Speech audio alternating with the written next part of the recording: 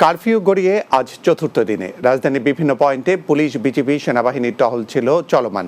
সড়কের পরিস্থিতি কিছুটা উন্নতির পথে, তবে পুরোপুরি স্বাভাবিক হতে আরও খানিকটা সময় লাগবে বলে জানালেন ৪৬ স্বতন্ত্র ব্রিগেডের commander brigadier general M Imran Hamid. বিস্তারিত প্রান্ত পারভেজের প্রতিবেদনে, ক্যামেরায় ছিলেন তরিকুল ইসলাম খোকন। কোটা আন্দোলনের সৃষ্ট সহিংস পরিস্থিতি দমনে চলছে চতুর্থ দিনের কারফিউ। দিনের শিথিল সময়ে নগরবাসী সেরে নিচ্ছেন তাদের জরুরি কাজকর্ম। রাজধানীর পরিস্থিতি অনেকটাই নিয়ন্ত্রণে এসেছে। বিভিন্ন মোড়ে মোড়ে নাগরিক নিরাপত্তা নিশ্চিতে কাজ করছে পুলিশ, র্যাব ও বিজিবির সদস্যরা। রাস্তায় কোনো যানজট সৃষ্টি করবেন না।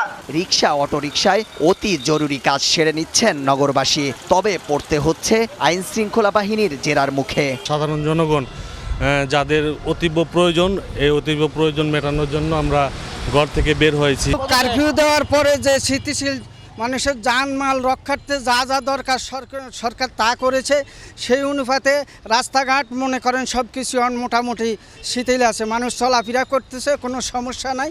বিগত দিনের তুলনায় রাজধানীর পরিবেশ অনেকটা শীতল হচ্ছে, মোটামুটি ভালোই দেখতেছি। এদিকে রাজধানীর বিভিন্ন পয়েন্টে সেনাবাহিনীর টহল অব্যাহত রয়েছে। চলছে তল্লাশি ও নাগরিক সতর্কতার কাজ। পরিস্থিতি শিগগিরই স্বাভাবিক করতে কাজ চলছে বলে জানালেন সেনা কর্মকর্তারা। কোনোভাবেই আমরা বিশ্বাস করি না যে এর সাথে আমাদের শিক্ষার্থীরা জড়িত, কারণ শিক্ষার্থীরা কখনো এই কাজ করতে পারে না বলে আমরা জানি। দুর্বৃত্তদেরকে নির্মূল করা এবং জনমনে স্বস্তি ফিরে নিয়ে আসা, সেটা আমরা ইনশাল্লাহ পুঙ্খানুপুঙ্খভাবে করব এবং জনমনে দ্রুতই স্বস্তি ফিরে আসবে বলে আশা করি। সহিংসতা দমনে নাগরিকদেরও সচেতন হওয়ার পরামর্শ আইন শৃঙ্খলা বাহিনীর কর্মকর্তাদের। গত কয়েকদিনের তুলনায় অনেকটাই স্বাভাবিক হতে শুরু করেছে রাজধানী ঢাকা।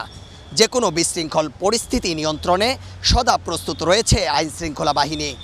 তবে জনবহুল এই শহর আবারও খুব শীঘ্রই পূর্বের রূপ ফিরে পাবে, এমনটাই মনে করছেন সকলে। প্রান্ত পারভেজ, বাংলা টিভি, ঢাকা।